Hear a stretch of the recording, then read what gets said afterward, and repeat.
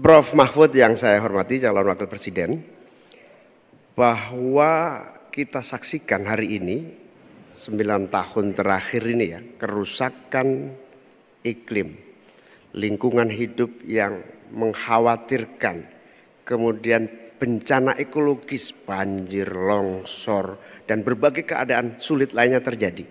Ini bukan main-main, ini serius. Nah, kalau mau jujur, kiamat makin dekat ini. Kok dianggap biasa-biasa saja, gimana Pak Mahfud? Karena itu saya ingin menyampaikan data-data penting nih, catatan saya ini. Konflik agraria semakin banyak dan tidak diatasi. Petani kita semakin kurang memiliki hak atas akses lahan. Bahkan banyak yang masih 17 juta di bawah setengah hektar. Ini bukan soal nakut-nakuti, ini fakta yang harus kita atasi. Bagaimana menurut Pak Mahfud? Apakah ini kesalahan visi atau kesalahan kepemimpinan? Baik, masih ada waktu? Cukup? Oke, terima kasih. Selanjutnya kami persilakan kepada calon wakil presiden nomor urut 3, Bapak Mahfud MD untuk menjawab. Waktu Anda 2 menit, Bapak, silakan. Ya, data yang disampaikan Pak Mohaimin tadi sudah saya sampaikan di dalam opening speech. Bahwa konflik agraria, Pak, di kantor Polhukam saja, itu sekarang 2.587 untuk ini. Apa? Untuk masalah Polhukam saja, belum yang laporan ke polisi, belum yang laporan ke BPN dan sebagainya, itu bisa puluhan ribu. Artinya data itu saya benarkan dan sudah saya katakan lebih dulu, sejak tadi. Nah, persoalannya sekarang, bagaimana kita mau menyelesaikan itu? Begini, dulu di zaman Bung Karno, itu ada undang-undang yang menyatakan bahwa tanah-tanah milik masyarakat adat itu supaya diberikan ke masyarakat adat. Nah, pada waktu itu pemerintah itu mempunyai Inspektorat Jenderal Agraria. Inspektorat Jenderal Agraria ini mengeluarkan KINAK namanya, Keputusan Inspektur Agraria, yang menyatakan bahwa tanah adat milik si A si B diberikan kepada masyarakat adat, kepada pemilik masing-masing. Nah, tetapi sesudah zaman Orde Baru muncul BPN, sehingga dikatakan bahwa yang disebut sebagai produk KINAK itu bukan bernilai sertifikat, sehingga menjadi mentah lagi Pak persoalannya. Jadi tumpang tindih sertifikat. Pada saat KINAK itu dikeluarkan, itu secara hukum sah.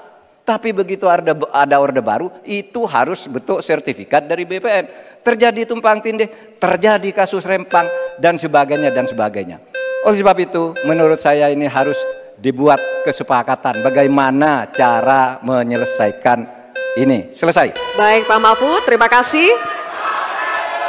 Selanjutnya, kami persilakan kepada calon wakil presiden nomor urut 1, Bapak Mohaimin Iskandar untuk menanggapi.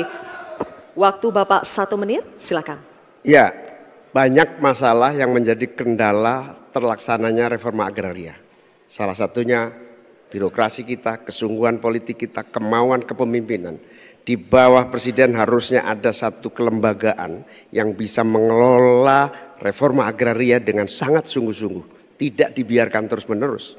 Yang pertama soal reforma agraria, yang kedua soal lingkungan, bencana ekologis di mana-mana.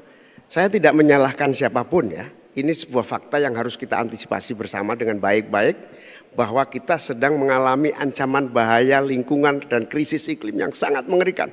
Panas global yang masuk kepada bagian dari mengakibatkan petani kita gagal panen, gagal tanam dan seterusnya menjadi masalah. Saya hanya mengajak Pak Prabowo, Pak Gibran, Pak Mahfud, Pak Ganjar, saya, Mas Anies, dan siapapun untuk kita sama-sama tobat ekologis, memperbaiki ke depan menjadi lebih baik lagi.